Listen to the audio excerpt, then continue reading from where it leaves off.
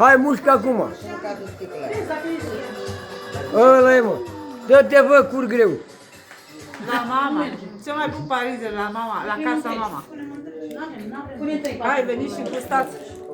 Gata, mă, mă foame. Altceva nu, am văzut, am încercat. Dacă era fără sâmbă, Gata, bă! tu n-ai mâncat nimic. Am aici, când am tăiat, am mai luat. Uite, mă, roze. Ia și tu.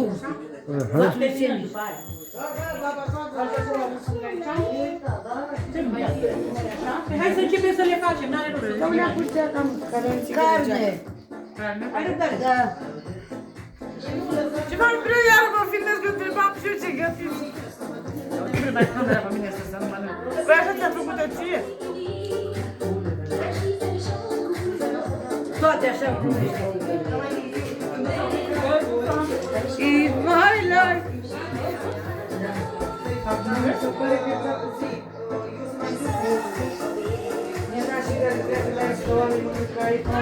Mai mănâncă și la tine? Mai mănâncă și acolo? Când am da.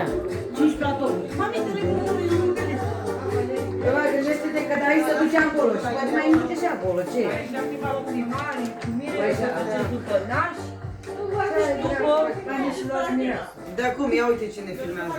Uite, Sami, te rog și eu ceva, păi și lui asta mică un sempliș, care îți dă un fără, mai poate să arată. Hai, e și proaspătă.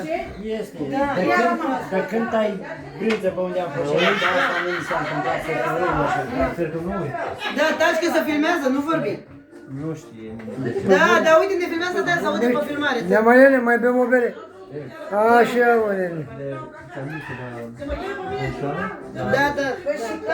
Las că vorbesc cu căruței. Și tata aia pune pe YouTube să aude tot.